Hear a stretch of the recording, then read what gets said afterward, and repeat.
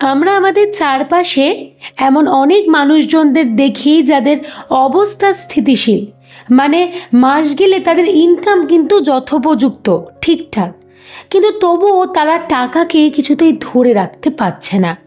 মানে তাদের জীবনে সেই ধনী হওয়ার স্বপ্নটা স্বপ্নই থেকে যাচ্ছে। আমরা প্রত্যেকেই চাই কিন্তু জীবনটাকে একটা ভালো জায়গায় দেখতে, জীবনযাত্রাটাকে একটা অন্য জায়গায় নিয়ে যেতে, কিন্তু দেখবে চাইলেও অনেক সময় পারি না। নিশ্চয়ই আমাদের এই কিছু ভুল লুকিয়ে রয়েছে, এই ভুলগুলোকেই আমাদেরকে খুঁজে বার করতে হবে। অ্যাকচুয়ালি আসল কারণটা কি জানো? আমরা অনেক সময় না এমন অদ্ভুত কিছু টাকার ফাঁদে পা দিয়ে ফেলি, যেই কারণে আমাদের এই ধনী হওয়ার বিষয়টা স্বপ্নই থেকে যায়।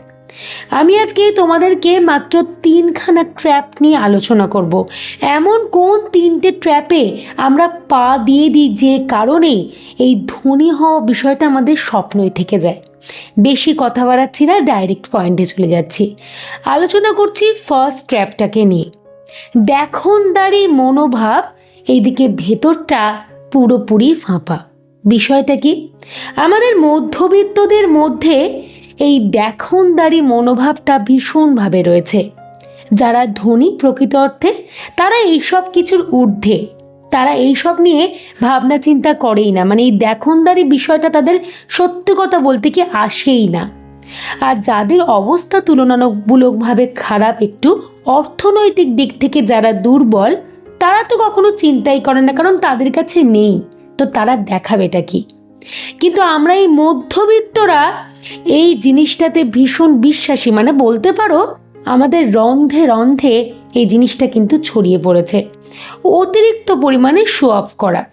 আমরা মধ্যবিত্তরা যখন টাকাটা ইনকাম করি, তখন কিন্তু বেশ ভাবনা চিন্তা করি যে কিভাবে টাকাটা ইনকাম করব। কিন্তু যখন খরচা করি, আর এইসব ভাবনা চিন্তা আমাদের মধ্যে কাজই করে না। তখন আমরা দেদার খরচাটুকু করে ফেলি, কিচ্ছু ভাবি না, কারণ আমাদেরকে যে শো অফ করতে হবে। আর একটা অদ্ভুত ধারণা না এই মধ্যবিত্তদের মধ্যে থাকে, কি জানো? সব সময়তে আমরা একটা জিনিস মাথার মধ্যে ঢুকিয়ে নিই যে যেটা করতে হবে আমাকে আজকেই করতে হবে, কাল তো পৃথিবী ধ্বংস হয়ে যাবে, সব কিছু ধূলিসাৎ হয়ে যাবে, আমার আর শখ পূরণ করা হবে না। এই জিনিসটা ভুল। যে কারণের জন্য, মানে এই ট্র্যাপটাতে পা দিয়ে দেওয়ার জন্য আমরা অনেক টাকা নষ্ট করে ফেলি, আর যে কারণে সত্যি ধনী হওয়াটা হয়ে ওঠে না, স্বপ্নই থেকে যায়। এখানে আমি তোমাদেরকে একটা ছোট্ট উদাহরণ দিই, তাহলে তোমাদের বুঝতে কিছুটা সুবিধা হবে। ধরো দেখা গেল একজন মধ্যবিত্ত মেন্টালিটির মানুষ বা মধ্যবিত্ত ফ্যামিলির মানুষ, সে কি করলো? সে করলো কি, একটা গাড়ি কিনলো, 4 চাকা গাড়ি কিনলো, কারণ তার এটা একটা শখ, তার ইচ্ছা। খুব ভালো বিষয়। গাড়িটা কেনার জন্য তাকে কিন্তু লোন করতে হলো, এবং গাড়িটার টাকা শোধ দেওয়ার জন্য তাকে মোটামুটি 5-6 বছর ধরে সেই লোনটাকে চালিয়ে যেতে হলো।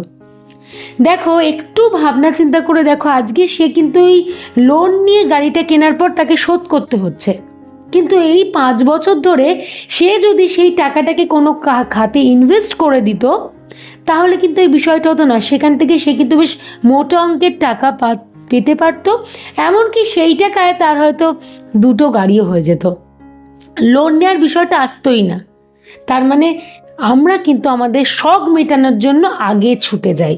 আমরা মধ্যবিত্তরা কি হবে, টাকাটা কোথা থেকে আসবে, কারণ আমাদেরকে তো আজকেই সব কিছু করতে হবে, কালকে তো বা পরে ভেবেচিন্তে টাকা জমিয়ে তো কিছু করা যাবে না।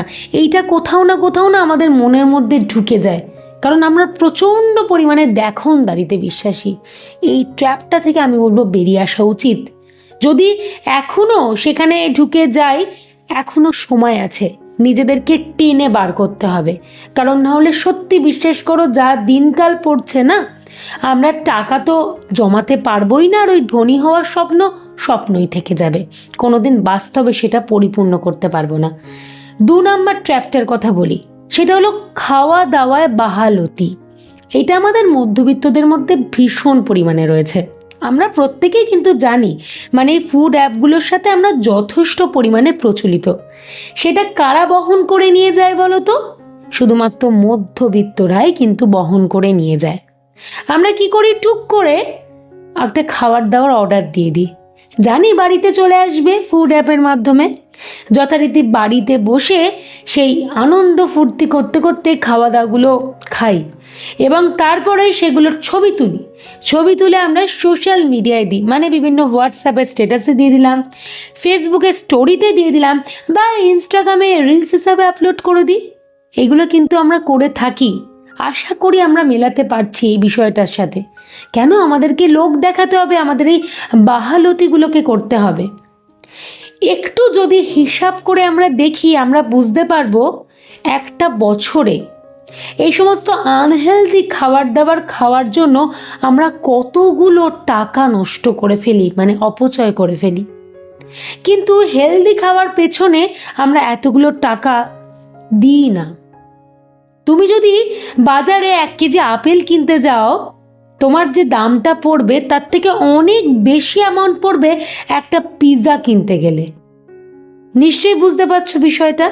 তাহলে দেখো, আমরা কিন্তু আপেলটা কিনি না, আমরা হেলদি লাইফস্টাইল থাকতে পছন্দ করি না, কারণ আমাদেরকে খাওয়া দাওয়ায় বাহালতি করতে হবে। আমি একবারও বলছি না জীবনে বা লাইফে তুমি কিপটেমি করে চলো, হেলদি খাবারের পেছনে তুমি খরচা করো, 100 বার করো, কিন্তু এ সমস্ত আনহেলদি খাওয়ার পেছনে না টাকা নষ্ট করতে যেও না। এতে তোমার কিন্তু আর একটা ক্ষতিও হয়ে যাচ্ছে, এটা হচ্ছে শরীর খারাপ হচ্ছে। তুমি যদি 1 বছর ধরে আনহেলদি লাইফস্টাইল বা আনহেলদি খাবার দাবার খাও এবং তারপরে দেখবে তোমার শরীরের পরিস্থিতিটা কি হচ্ছে, একটা সময়ের পরে গিয়ে হয়তো একটা রোগ জ্বালাও এসে যাচ্ছে, তখন কিন্তু আমাদের জলের মতো টাকা অপচয় হয়ে যাচ্ছে। তাহলে আলটিমেটলি রোজগার করে কি লাভ হচ্ছে? সব যখন বেরিয়েই যাবে, তাহলে রোজগার কেন করছি? ধনী হতে কেন চাইছি? এই ট্র্যাপগুলোতে পা দিলে কোনোদিন ধনী হতে পারবো? একটু ঠান্ডা মাথায় এই গোটা বিষয়টা চিন্তা করে দেখো তো। কিন্তু বর্তমান প্রজন্ম, এখন আমরা বেশিরভাগ মানুষ এই বিষয়টাতেই অভ্যস্ত, আমরা স্বাচ্ছন্দ্য বোধ করছি। মূলত মধ্যবিত্তদের তো এই মেন্টালিটিটা বারংবার রয়েছে, তারা এটা করতেই ভালোবাসে। এই ট্র্যাপগুলোতে না যেচেই পাটা দিয়ে দেয় এবং পরে যখন একটা খারাপ পরিস্থিতি এসে হাজির হয়, তখন বুঝতে পারে না এখান থেকে বেরোবো কী করে।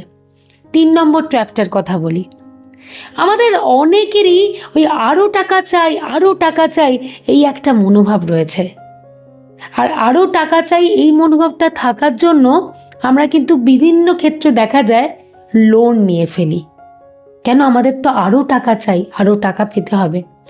একটা পরীক্ষায় দেখা গেছে মোটামুটি 60% মানুষজন কিন্তু এই লোন নেওয়াতে বিশ্বাসী, জানো তো। এইদিকে আরেকটা সমীক্ষাও বলছে আমরা যেটা রোজগার করি তার 80% টাকা আমাদের খরচা করা কিন্তু উচিত না, মানে 80% খরচা করে তার 20% হলেও আমাদেরকে জমাতে হবে, কিন্তু আমরা সেই জিনিসটা করি না। আমরা 80% তো খরচা পুরোপুরি করে দিই, মানে তারপরে 20%ও খরচা করে দিই এবং তার পরবর্তীতে ভাবি না এবারে তো লোনটা নিতে হবে, কারণ আমাদের তো আরও দরকার, আরও চাই। এত কমে হবে নাকি? আমাদেরকে শখ মেটাতে হবে। এখনকার দিনে আমরা দামি মোবাইল ফোন ছাড়া চলতেই পারি না, বেশ মোটা অঙ্কের দাম, কিন্তু আমাদেরকে 4 হুইলার থাকতে হবে, একটা বাড়ি রয়েছে আবার একটা ফ্ল্যাট কিনে নিতে হবে, কারণ এগুলো আমাদের শখ। এই শখ মেটানোর জন্য আমরা এরকম লাগাতার হারে লোন নিতে থাকি। ধরো কোনো ব্যক্তি মাস গেলে 30,000 টাকা রোজগার করছে, সব দিকে খরচা টর্চা করে দেখছে তার 7,000 টাকা রয়েছে। তো তোমাদের মনে প্রশ্ন আসবে, 7,000 টাকা নিশ্চয়ই সে কোনো ইনভেস্ট করছে না। 7,000 টাকা ইনভেস্ট কিন্তু সে করছে না।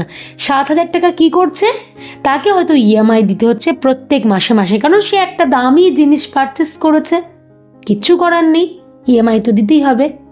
কিন্তু এই 7,000 টাকাটা আমরা যদি এই আরও চাই মেন্টালিটি না থাকতো, অতিরিক্ত শখ, অতিরিক্ত দেখনদারি না থাকতো, এই 7,000 টাকাটা আমরা কিন্তু ভালো কাজে ইনভেস্ট করতে পারতাম।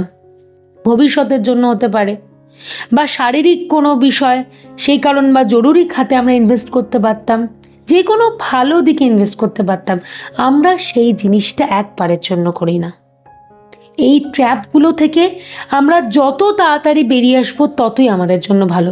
দেখবি আমরা অনেকেই আছি মধ্যবিত্ত, যারা ইনকামটা মোটামুটি ঠিকঠাক করি, সুন্দর একটা স্বাচ্ছন্দ্যপূর্ণভাবে ঠিকঠাকভাবে একটা জীবন চলে যায়, এমনকি ভবিষ্যতে যেটা টাকার অঙ্ক আমরা বাড়াতে চাচ্ছি সেইটাও কিন্তু চাইলে করতে পারি, কিন্তু তবু আমরা করতে পারি না। কারণ এই তিনটে ট্র্যাপে আমরা এমনভাবে পা দিয়ে ফেলি না, সেখান থেকে আর বেরিয়ে আসতে পারি না। তাহলে আশা করি সহজে তোমাদেরকে আমি ক্লিয়ার করতে পারলাম। ধনী হওয়ার স্বপ্ন যদি তোমার মধ্যে থাকে তাহলে এই ট্র্যাপগুলো থেকে বেরিয়ে আসার চেষ্টা করো। অনেক সময় আমরা অনেকটা সময় নষ্ট করে দিই, কিন্তু যখন বুঝতে পারছি তখন অন্ততপক্ষে বেরিয়ে আসা উচিত। তাহলে আমরা এই ধনী হওয়ার বিষয়টা বাস্তবায়িত করতে পারবো।